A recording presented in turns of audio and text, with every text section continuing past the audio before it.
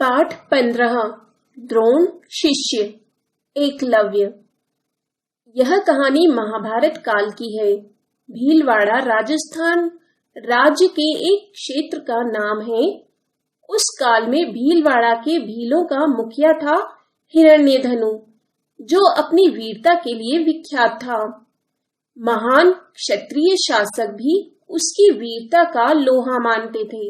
भीलराज हिरण्यधनु का एक पुत्र था जिसका नाम था एकलव्य। गुरु द्रोणाचार्य का आश्रम गुरुग्राम कहलाता था।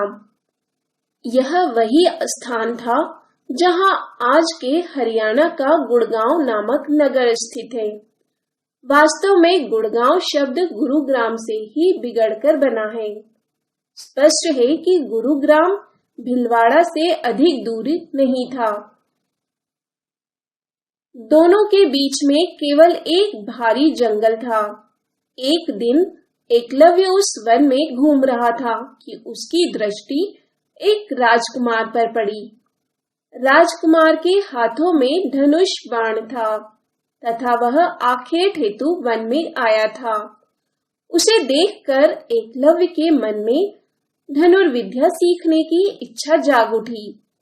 कुछ सोचकर एकलव्य उस राजकुमार के पास गया तथा बोला, मैं भीलराज हिरण्यधनु का पुत्र एकलव्य हूँ तथा आपकी तरह धनुर्धर बनना चाहता हूँ।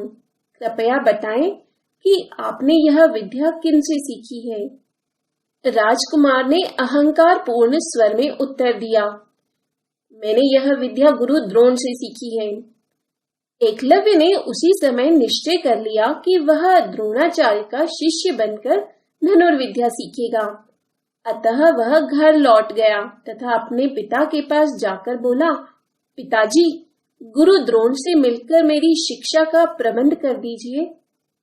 पुत्र, गुरु द्रोण केवल क्षत्रिय राजकुमारों को ही शिक्षा देते हैं, वे तुम्हें अपना शिष्य नहीं बनाएंगे। भीलराज ने उत्तर दिया। परंतु एकलव्य ने तो द्रोणाचार्य का शिष्य बनने की ठान रखी थी। अतः वह गुरुग्राम जा पहुंचा तथा गुरु द्रोण से प्रार्थना की कि वे उसे अपना शिष्य बना लें। गुरु द्रोण ने उससे पूछा, वत्स, तुम कौन हो तथा कहां से आए हो। मैं भीलराज हिरण्यधनु का पुत्र हूँ, मेरा नाम एकलव्य है तथा मैं आपका शिष्य बनकर धनुर्विद्या सीखना चाहता हूँ। एकलव्य ने नम्रता पूर्वक उत्तर दिया, परंतु मैं तो केवल क्षत्रिय राजकुमारों को ही शिक्षा देता हूँ। भील कुमार, मैं तुम्हें अपना शिष्य नहीं बना सकता। एकलव्य निराश होकर गुरुग्राम से लौट आया, परंतु वह प्रण ले चुका था कि वह केवल गुरु द्रोण से ही धनुर्विद्या सीखेगा। अतः उसने जंगल में एक पेड़ के नीचे द्रोणाचार्य की मिट्टी की मूर्ति बनाई।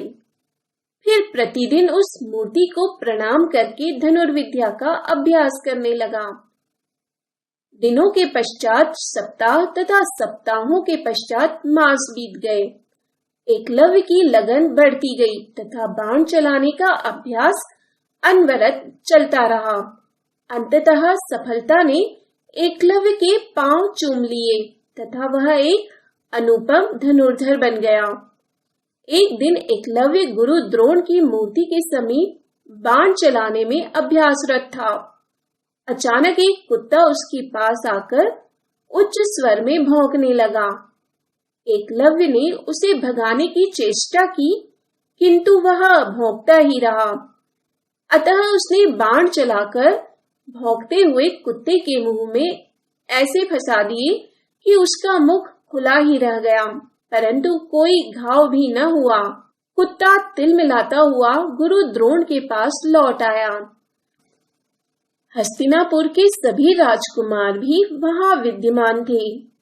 कुत्ते को देखकर गुरु द्रोण स्तंभित रह गए।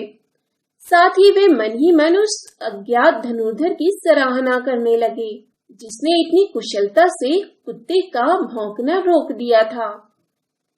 अतः वे कुत्ते को तथा हस्तिनापुर के राजकुमारों को साथ लेकर उस धनुर्धर की खोज में निकल पड़े। कुत्ता उन्हें एकलव्य के पास ले गया तथा द्रोणाचार्य उसे देखते ही पहचान गए। गुरु द्रोण ने एकलव्य से पूछा, वत्स, तुम अत्यंत श्रेष्ठ धनुर्धर हो, तुम्हारे गुरु कौन हैं? एकलव्य मूर्ति की ओर संकेत करते हुए गुरु द्रोण के चरणों को स्पर्श किया और बोला, आप ही मेरे गुरु हैं आचार्य। यह सुनते ही गुरु द्रोण चिंतित हो उठे। उन्हें अर्जुन के विषय में चिंता हो गई, जिसे वे सर्वश्रेष्ठ धनुर्धर बनाना चाहते थे, परंतु एकलव्य तो अर्जुन से कहीं श्रेष्ठतर धनुर्धर बन चुका था। अतः कुछ सोचकर बोले, बेटा एकलव्य, यदि तुमने मुझे ही गुरु माना है तो मेरी गुरु दक्षिणा आदेश दीजिए गुरुवर। एकलव्य ने शीश झुकाकर कहा, तो मुझे अपने दाहिने हाथ का अंगूठा गुरु दक्षिणा में दे दो, वे बोले। एकलव्य ने बिना कुछ बोले मुस्कुराते हुए अपना दाहिना अंगूठा काट कर गुरु द्रोण को दे दिया। गुरु द्रोण की आंखों में आंसू भर आए तथा वे बोले, एकलव्य, मुझे क्षमा करना, तुम तो मुझसे भी श्रेष्ठतर धनुर्धर